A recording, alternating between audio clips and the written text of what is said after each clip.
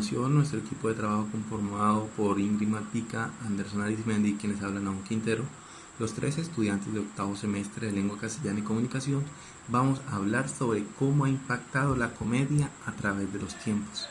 Quédense para continuar con nosotros.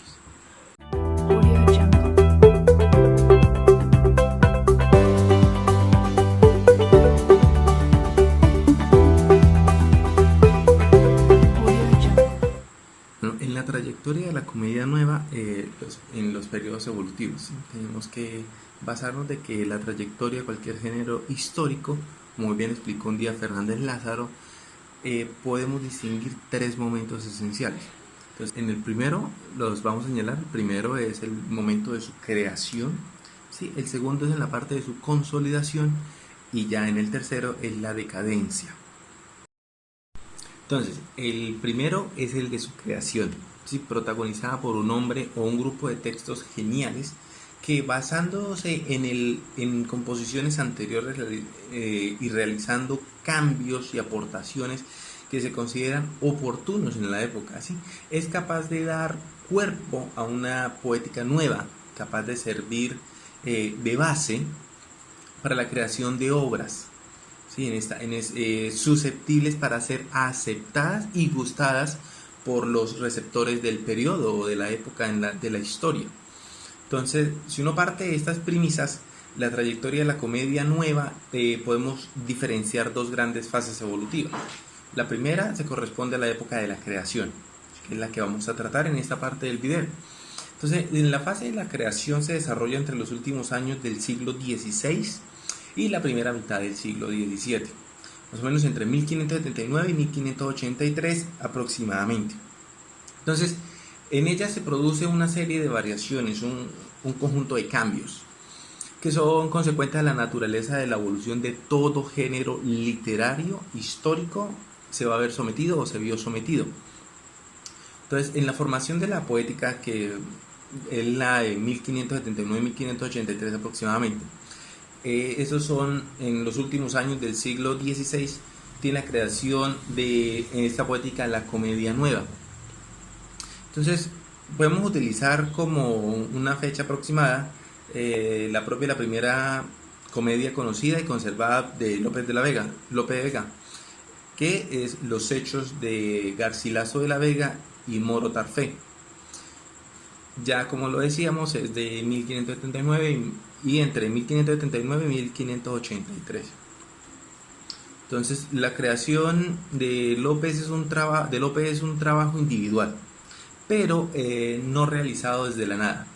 Él es capaz de recoger aportaciones anteriores y contemporáneas y proporcionarles una forma definitiva, dando lugar a la aparición de un género histórico distinto. Entonces, en la creación de la poética y de la comedia nueva se hizo por medio de un proceso de selección, netamente.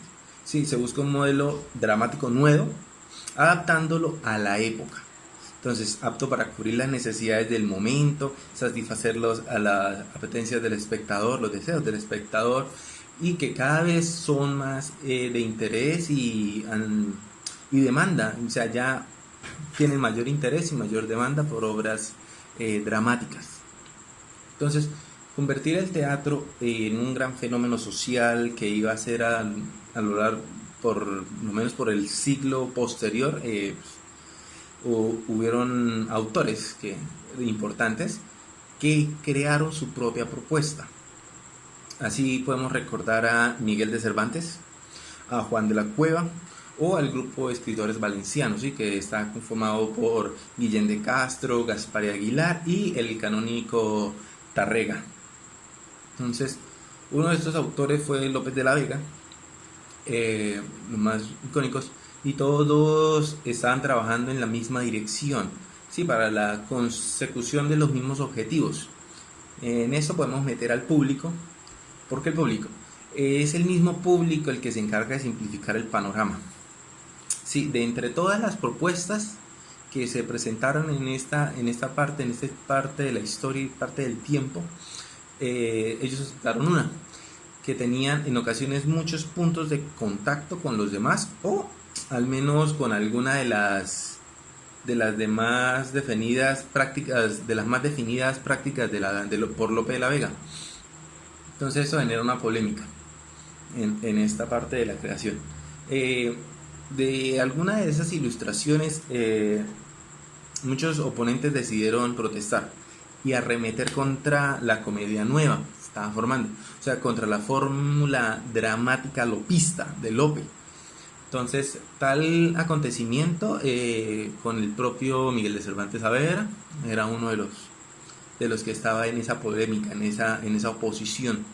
Entonces, todo eso se desarrolla en el siglo de oro español y tuvieron como tema el mundo del teatro. Entonces, sobre la polémica sobre la concepción de la comedia, la discusión sobre el modelo dramático que consideraba más apto para la época, en la que los polemistas, los de la polémica, intervenían, o sea, lo que esta época les había tocado vivir a estos de los polemistas. Entonces, por ejemplo, otros dramaturgos que también perseguían las mismas metas de Lope, o sea, el nuevo teatro, se sintieron, por el contrario, identificados con esa obra, ¿sí? Y utilizan la poética del género en sus escritos. Entonces, se convirtieron así en uno de los más certeros o sea, esta nueva etapa se convierte en uno de los más certeros puntales de la renovación.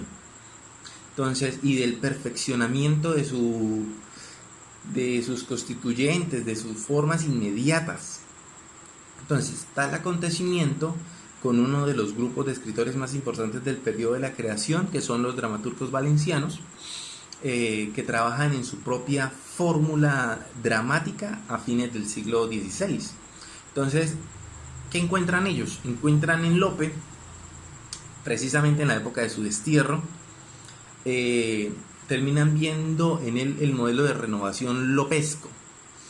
Estas recogen una buena parte de sus ansias y sus ideas particulares de renovación, súper importante, por lo que terminaron por aceptarlo como propio y por construir sus comedias sobre la base de los rasgos en el que se podían encontrar. Esta es como la parte principal, ¿sí? El recuento histórico en la parte de la creación. Entonces es muy importante iniciar en esta fase y vamos a continuar con las otras dos fases.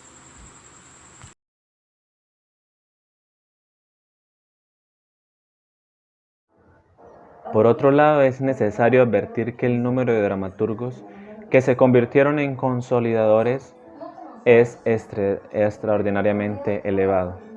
La demanda frecuente del público por los medios de diversión llevaron a la renovación de la cartelera del teatro, permitiendo así durante años el constante establecimiento que explican esta situación. Por ejemplo, el tipo del figurón detectado, según se repite en la primera comedia de Guillem de Castro, con unos rasgos marxistas que fueron adoptados por su propio maestro. Con su obra esa poética se vio enriquecida a contribuir a otras comedias que iban a quedar integradas en un género que hasta el día de hoy iba a tener una trascendencia y una larga duración. Gracias a ellos, la comedia nueva se estableció como género. Han pasado de un experimento aislado a una trascendencia histórica que en la realidad tuvo un gran valor. Por otro lado, no se puede limitar el plagio, dado a que se han hallado rasgos similares tomados de otras constituyentes, pero los han perfilado y los han perfeccionado más y los han difundido para dar a conocer el número de receptores que ha aumentado, es decir, son mucho mayor. La consolidación se dio entre los años 1579 y 1609, dada la primera composición y publicación a través de la imprenta. Está protagonizada por los primeros seguidores de Lope, quienes creyeron en su manera de hacer teatro, adoptando los caracteres a sus propias obras a través de la poética inicial, contribuyendo al perfeccionamiento y su difusión.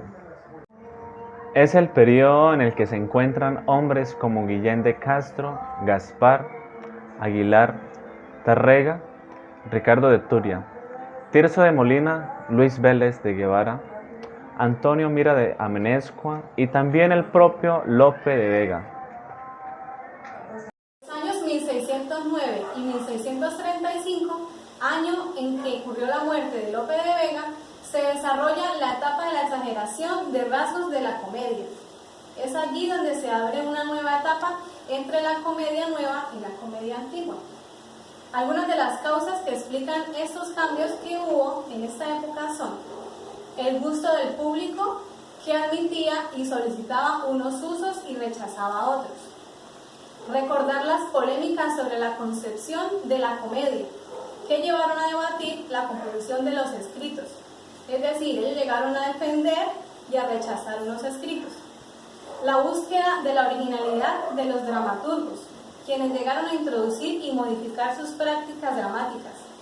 Ellos llegaron a introducir nuevas estrategias y nuevos métodos para poder mejorar en ese tiempo lo que era la comedia. Por otro lado, el gusto por la extensión del auditorio, debido a las técnicas de montaje en ese entonces. Como consecuencia de todo lo anterior, el teatro, es decir, la comedia, adquiere algunos caracteres. Algunos de estos caracteres fueron la acción, que se complicaba por la adición de historias secundarias, es decir, la comedia añadió historias secundarias en ese tiempo a los guiones.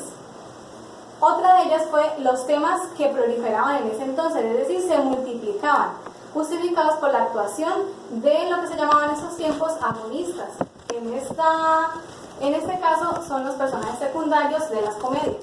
Ante todo ello se realizó necesario introducir una rectificación con el fin de evitar que la comedia nueva sucumbiera, es decir, que terminara por desaparecer por esos años. Entre los años 1681 y 1765 podemos situar la última etapa de la trayectoria de la comedia nueva. En ese tiempo la comedia entraba a jugar un papel importante en lo que era esa época. En estos años la poética de la comedia comienza a ser utilizada de manera degradante. Es decir, se presenta una preocupación por los aspectos internos de la comedia. Se buscaba conseguir en ese entonces un montaje espectacular. Allí la música, los decorados y los efectos especiales tuvieron un papel importante en la época de la comedia. El género de esta manera desaparece y se transforma, distinto a lo que se presentaba en lo que era después de la comedia nueva. En ese entonces la comedia entró a presentar un gran desarrollo en la época de la Ilustración. Este es un género que tuvo un gran desarrollo y aceptación entre las clases populares del momento. La historia de la comedia se mantiene viva por más de 150 años y es un género que no llega al final en su desarrollo. Al contrario, él sufre procesos que lo mantienen activo dentro del género de la comedia.